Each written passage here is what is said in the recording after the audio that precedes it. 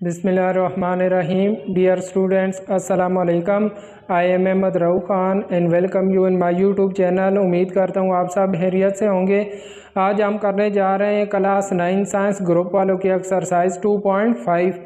तो एक्सरसाइज 2.5 में हम कम्प्लेक्स नंबर के बारे में पढ़ेंगे। पहली जो 4 एक्सरसाइजेज हमने की उनमें हमने रियल्स नंबर के बारे में पढ़ा था। तो मैंने आपको डिटेल से रियल नंबर के बारे में बता दिया था। उसमें फर्दर हमने रेशनल और इरेशनल नंबर के बारे में भी पढ़ा था। अब यह जो एक्सरसाइज 2.5 और 2.6 है, इनमें हम कम्प्लेक्स नंबर के बारे में पढ़ेंगे। तो देखते हैं कि कम्प्लेक्स नंबर क्या होते हैं। देखें कम्प्लेक्स नंबर क्या होता है। A number of the form z equal to a plus B iota. a plus B iota की फॉर्म का जो हमारे पास नंबर होगा उसे क्या कहते हैं, कॉल्ड कम्प्लेक्स नंबर। उसे हम कम्प्लेक्स नंबर कहते हैं। और इसमें देखें a और b जो आ रहे हैं, कहता है where a and b are real number. ये जो a और b हैं ये रियल नंबर होंगे। इसमें हमारे पास आयोटा आ जाता है, तो आयोटा की वजह से फिर हम इसको क्या कहते हैं, कम्प्लेक्स नंबर। इसमें जो आयोटा है, आयोटा हमारे पास √-1 की इक्वल होता है। और अंडर रूट को ख़त्म करने के लिए मैं दोनों साइडों पे स्क्वायर ले लेता हूँ, तो आयोटा स्क्वायर इक्वल आ जाएगा -1 के। आगे इसमें आ जाता है कंजुगेट ऑफ कम्प्लेक्स नंबर। यह जो हमारे पास कम्प्लेक्स नंबर है, इनका अगर हम कंजुगेट लेना चाहें तो कंजुगेट क्या होगा। देखें फ़र्ज़ किया हमारे पास है कम्प्लेक्स नंबर दिया हुआ z equal to a plus B iota. इसका मैं कंजुगेट लेता हूं, तो देखें z कंजुगेट, ये जो ऊपर बार लगी हुई है यह कंजुगेट को शो करती है। z कंजुगेट इक्वल हो जाएगा a माइनस बी आयोटा। यह जो आयोटा वाली टर्म होगी इसका साइन हम चेंज कर देंगे। जिस तरह देखें आयोटा वाली टर्म के साथ प्लस आ रहा था तो मैंने माइनस लगा दिया। अगर माइनस होगा तो हम चेंज करके प्लस लगा देंगे। तो आयोटा वाली टर्म की साइन हम चेंज कर दें तो इसे कहते हैं कंजुगेट। अब हम एक्सरसाइज 2.5 शुरू करते हैं। 2.5 का क्वेश्चन नंबर 1 हमें दिया हुआ है। इसमें कहता है एवेल्यूएट करें। जिस तरह देखें यह पार्ट 1 है, आयोटा की पावर 7 दी हुई है, तो इसको हमने सिंप्लीफाई करना है। सिंप्लीफाई करने के लिए पहले हम आयोटा की पावर जो 7 है इसको मल्टीपल ऑफ 2 की फॉर्म में लिखेंगे। देखें 2 की टेबल पे हमारे पास 7 नहीं आता, तो फिर हम इसको ऐसी फॉर्म में लेके आएंगे कि ये हमारे पास मल्टीपल ऑफ 2 में हम लिख सकें। देखें इसको मैं लिख लेता हूँ, 7 को मैं लिख लेता हूँ 6 + 1। आयोटा की पावर 6 + 1 भी हमारे पास 7 ही होता है। अब मैं क्या करता हूँ, आयोटा की पावर 6 अलग कर लेता हूँ और आयोटा की पावर 1 अलग कर लेता हूँ। आपको पता है दो टर्म्स मल्टीप्लाई हो रही हों, उनकी बेस सेम हो तो पावरें ऐड हो जाती हैं। तो इधर पावर ऐड हो रही थी, मैंने अलग अलग करके लिख ली। अब देखें 6 मल्टीपल ऑफ 2 है ना, 6 को हम लिख सकते हैं आयोटा की पावर 2 × 3। देखिए 3 2 6 ही हो जाता है। और यह आयोटा हमारे पास इसी तरह ही आएगा। अब आयोटा स्क्वायर हमारे पास किस चीज़ के इक्वल है, -1 के, तो यह हो जाएगी -1 की पावर 3 × आयोटा। और -1 की पावर अगर 8 हो हमारे पास, देखिए -1 की पावर अगर हमारे पास 8 हो, 3 हो या -1 की पावर 5 हो, यह हमारे पास -1 की इक्वल होगा। लेकिन अगर पावर इवन आ रही हो, जिस तरह 4 आ रहा हो या -1 की पावर 10 आ रहा हो, या देखें 4 10 ये इवन नंबर है ना, उर्दू में इनको कहते हैं जोत और इनको कहते हैं ताक नंबर। तो देखें अगर हमारे पास ये इवन नंबर आ रहा हो तो फिर जब हम पावर लेंगे तो ये हमारे पास +1 की इक्वल हो जाएगा। तो इधर हमारे पास पावर 8 आ रही है तो ये हमारे पास -1 ही रहेगा मल्टीपल आयोटा, और आयोटा को -1 से मल्टीप्लाई करेंगे तो ये आ जाएगा हमारे पास -आयोटा। तो आयोटा की पावर 7 को हमने सिंप्लीफाई किया तो इसका आंसर हमारे पास -आयोटा आ गया। आगे हमारे पास आयोटा की पावर 50। ये जो 50 है इसको भी मैं मल्टीपल ऑफ 2 लिख लेता हूँ। तो मल्टीपल ऑफ 2 लिखेंगे तो क्या हो जाएगा, आयोटा की पावर 2 × 25। देखिए 25 को अगर 2 से मल्टीप्लाई करें तो हमारे पास 50 आता है। अब आयोटा स्क्वायर हमारे पास किस चीज़ को इक्वल होता है, -1 के। तो आयोटा स्क्वायर की जगह मैं -1 लगा दूंगा, ऊपर पावर 25 इसी तरह ही आएगी।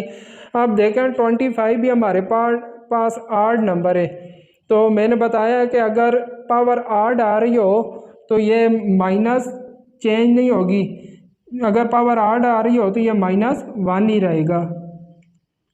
तो ये -1 की पावर 25 हमारे पास इक्वल आ जाएगा -1 के। तो आयोटा की पावर 50 को देखें, हमने सिंप्लीफाई किया तो इसका आंसर हमारे पास -1 आ गया है।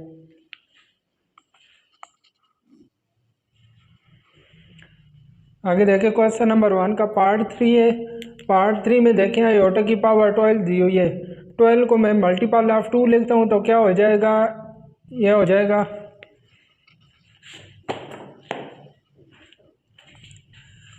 12 को मैं मल्टीपल ऑफ 2 लिखता हूँ तो यह हो जाएगा आयोटा की पावर 2 मल्टीप्लाई 6। देखें 6 2 12 भी होता है। अब यह जो आयोटा स्क्वायर है, आयोटा स्क्वायर हमारे पास किसके इक्वल होता है, -1 की पावर 6 हो जाएगा। अब देखें 6 इवन है तो मैं -1 की पावर 6 लूँगा तो यह हमारे पास 1 आ जाएगा। मैंने आपको बताया है कि अगर पावर इवन हो तो वो माइनस साइन को ख़त्म कर देती है। तो देखें 6 इवन नंबर है तो ये माइनस को ख़त्म कर देगा तो हमारे पास +1 आ जाएगा। आगे देखिए माइनस आयोटा की पावर 8 दी हुई है, तो पहले मैं माइनस आयोटा की ये पावर लेता हूँ। तो देखिए ये पावर इवन आ रही है, 8 इवन नंबर है तो ये माइनस को ख़त्म कर देगी तो यह हमारे पास आ जाएगा आयोटा की पावर 8। अब मैं आयोटा की पावर 8 को मल्टीपल ऑफ 2 लिख लेता हूँ तो क्या हो जाएगा, आयोटा की पावर 2 मल्टीप्लाई 4। ये देखिए 4 2 8 ही होता है। अब आयोटा स्क्वायर की जगह मैं -1 लगा देता हूँ, -1 की पावर 4 आ जाएगी। अब ये देखिए 4 भी इवन है तो ये माइनस को ख़त्म कर देगा और हमारे पास इसका आंसर आ जाएगा +1। -1 की पावर 4 थी, 4 माइनस को प्लस कर देगा तो हमारे पास आ जाएगा +1। अब देखें इधर माइनस आयोटा की पावर 5 आ रही है। अब ये जो 5 है ये आड नंबर है, तो जब हम माइनस आयोटा की पावर 5 लेंगे तो माइनस इसी तरह ही आएगा और साथ आ जाएगा आयोटा की पावर 5। क्योंकि 5 आड नंबर है तो ये माइनस को ख़त्म नहीं करेगा, माइनस इसी तरह ही आएगी। अब मैं ये जो आयोटा की पावर 5 है इसको मैं लिख लेता हूँ, माइनस इसी तरह ही आएगी, आयोटा की पावर 4 + 1 माइनस आयोटा की पावर 4 में हला कर लेता हूँ और आयोटा की पावर 1 हला कर लेता हूँ। माइनस आयोटा 4 को मैं लिख लेता हूँ 2 × 2 2 × 2 और साथ आयोटा इसी तरह ही आएगा। अब ये जो आयोटा स्क्वायर है इसकी जगह मैं -1 लगा देता हूँ तो -1 की पावर 2 हो जाएगी और साथ आयोटा आ जाएगा। अब देखिए -1 की पावर 2 है और 2 हमारे पास इवन नंबर है, लिहाजा ये -1 को +1 कर देगा। बाहर माइनस की साइन इसी तरह ही आएगी और ये +1 हो जाएगा मल्टीप्लाई आयोटा। अब देखें माइनस को 1 से मल्टीप्लाई करेंगे -1 होगा और -1 आयोटा से मल्टीप्लाई होगी, हमारे पास माइनस आयोटा आ जाएगा। तो माइनस आयोटा की पावर 5 को हमने सिंप्लीफाई किया तो इसका आंसर हमारे पास माइनस आयोटा आ गया। अब आगे 6 पार्ट है आयोटा की पावर 27। तो देखिए 27 भी 2 के टेबल पे नहीं आता, तो मैं क्या करूँगा, इससे भी मैं एक आयोटा अलग कर लूँगा। इसको मैं लिख लूँगा आयोटा की पावर 26 + 1। अब यहाँ से आयोटा की पावर 26 मैं अलग कर लेता हूँ और आयोटा की पावर 1 अलग कर लेता हूँ। अब 26 को मैं मल्टीपल ऑफ 2 लिख सकता हूँ, 26 हो जाएगा 2 आयोटा की पावर 2 × 13 और ये वाला आयोटा साथ इसी तरह आ जाएगा। अब आयोटा स्क्वायर की जगह मैं -1 लगा दूंगा, ऊपर पावर 13 इसी तरह ही आएगी और साथ आयोटा। अब देखें 13 जो है ये हमारे पास आड नंबर है, तो ये माइनस को ख़त्म नहीं करेगा बल्कि -1 इसी तरह ही आएगा और साथ आयोटा आ जाएगा और आयोटा को -1 से मल्टीप्लाई करेंगे तो ये हमारे पास माइनस आयोटा आ जाएगा। तो आयोटा की पावर 26 को हमने सॉल्व किया तो इसका आंसर हमारे पास माइनस आयोटा आ गया।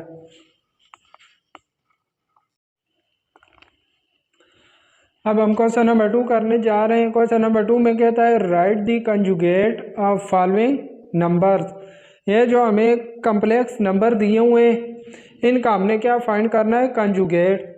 तो मैंने आपको बताया है कि कंजुगेट जब हम लेते हैं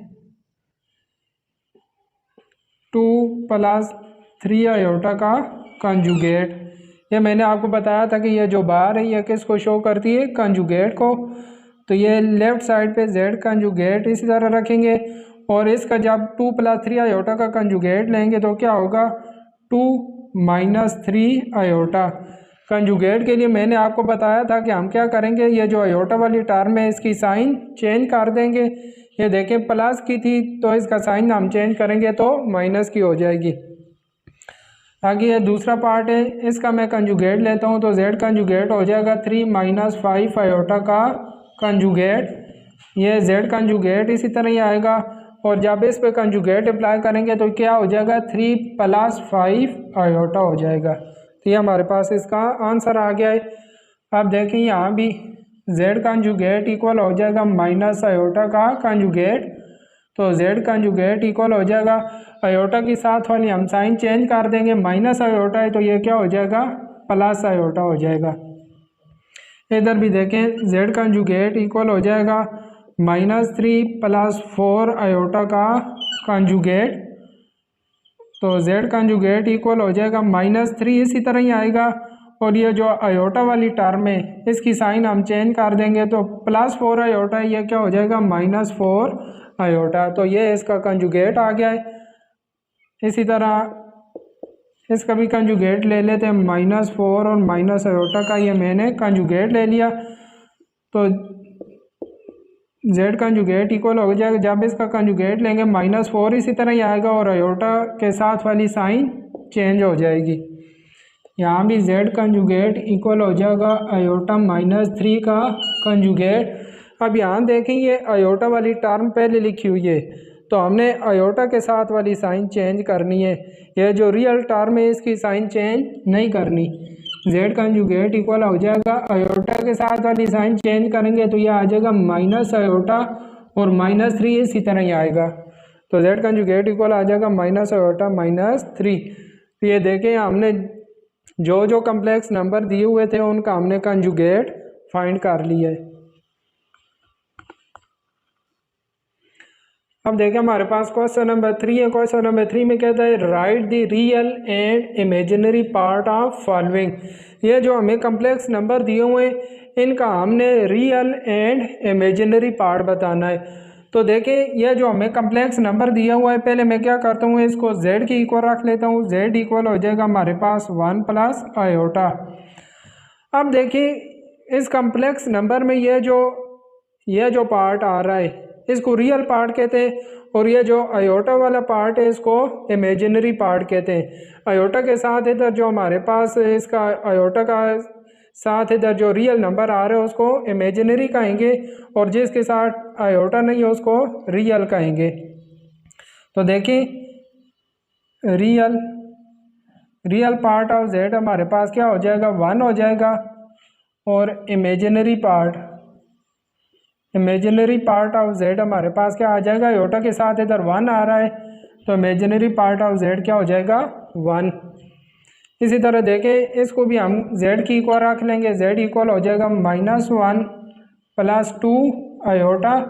तो यहाँ भी जो रियल पार्ट ऑफ z है, रियल पार्ट हमारे क्या -1, उसका जो इमेजिनरी पार्ट है, इमेजिनरी पार्ट ऑफ z हमारे पास क्या आ रहा है, 2। देखें आयोटा के साथ 2 आ रहा है ना, तो आयोटा के साथ जो हमारे पास नंबर आ रहा है वो इमेजिनरी पार्ट होगा। इमेजिनरी पार्ट इसका 2 आ गया। आगे देखें इसको भी मैं की इक्वल रख लेता हूँ। z इक्वल हो जाएगा -3 आयोटा + 2। तो यहाँ से देखें real part of z equal हो जाएगा 2 के और जो इमेजिनरी पार्ट है इसका, इमेजिनरी पार्ट कौन सा होता है, जिसके साथ आयोटा आ रहा है। तो देखें आयोटा वाली टर्म हमारे पास ये आ रही है, आयोटा के साथ हमारे पास जो आयोटा के साथ कोफिशिएंट आ रहा है -3 है तो इमेजिनरी पार्ट ऑफ z हो जाएगा -3। इसी तरह इसको भी मैं z की इक्वल रख लेता हूँ, -2 और -2 आयोटा। यहाँ से भी जो रियल पार्ट ऑफ z का रियल पार्ट क्या आ जाएगा, -2, और इमेजिनरी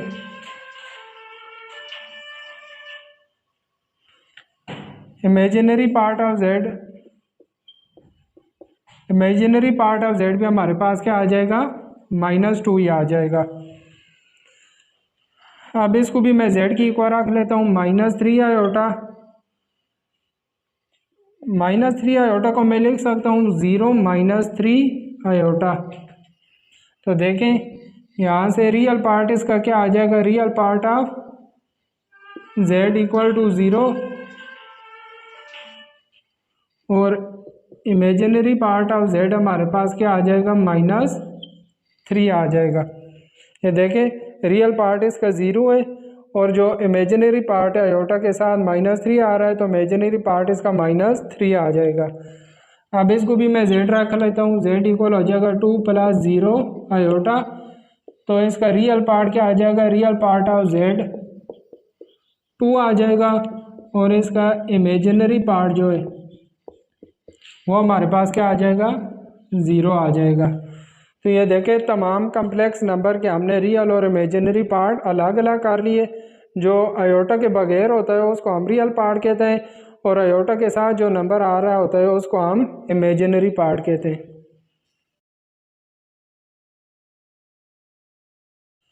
एक्सरसाइज 2.5 का लास्ट क्वेश्चन नंबर 4 है। इसमें कहता है find value of x and y। हमने x और y की वैल्यू फाइंड करनी है। ये हमें दो कम्प्लेक्स नंबर दिए हुए हैं, x + आयोटा y + 1 = 4 - 3 आयोटा। देखें इस साइड पे भी यह कम्प्लेक्स नंबर आ रहा है और इधर भी यह कम्प्लेक्स नंबर आ रहा है। तो दो कम्प्लेक्स नंबर उसी वक्त इक्वल होते हैं जब रियल पार्ट रियल के इक्वल हो और इमेजिनरी पार्ट इमेजिनरी के इक्वल हो। तो देखें यह जो रियल टर्म्स थी जिनके साथ आयोटा नहीं आ रहा था उन दोनों को मैंने इकट्ठा कर लिया है, x + 1, और ये जो इमेजिनरी टर्म थी आयोटा वाली इसको मैंने अलग कर लिया, = 4 - 3 आयोटा। अब देखें ये दोनों कम्प्लेक्स नंबर उसी वक्त इक्वल होंगे जब रियल पार्ट रियल के इक्वल होगा और इमेजिनरी इमेजिनरी के। तो देखिए ये इक्वल दिए हुए हैं तो मैं क्या करता हूँ, रियल को रियल के इक्वल रख लेता हूँ और इमेजिनरी को इमेजिनरी के। यहाँ से क्या हो जाएगा, x + 1 इक्वल हो जाएगा 4 के और y इक्वल हो जाएगा -3 के। यहाँ से देखें +1 है, इसको मैं दूसरी साइड पे लेके जाता हूँ तो क्या हो जाएगा 4 और -1 हो जाएगा। +1 को दूसरी साइड पे लेके जाएंगे -1 हो जाएगा। तो 4 में से 1 माइनस करेंगे तो हमारे पास कितना रह जाएगा, 3। तो x की वैल्यू हमारे पास 3 आ गई है और y की वैल्यू हमारे पास आ गई है -3। तो देखें हमने सिर्फ क्या किया, इसमें रियल पार्ट को और इमेजिनरी पार्ट को इक्वेट किया, रियल को रियल की इक्वल रख लिया, इमेजिनरी को इमेजिनरी की इक्वल रख लिया, तो हमारे पास x और y की वैल्यू आ गई है। तो ये आज हमारी एक्सरसाइज 2.5 कंप्लीट हो गई है। उम्मीद करता हूँ आपको ये एक्सरसाइज अच्छे तरीके से समझ आ गई होगी। तो आज की मुकम्मल वीडियो देखने के लिए तमाम स्टूडेंट्स का बहुत शुक्रिया। इंशाल्लाह आगे एक्सरसाइज 2.6 में मुलाकात होगी, तब तक के लिए अल्लाह हाफिज़।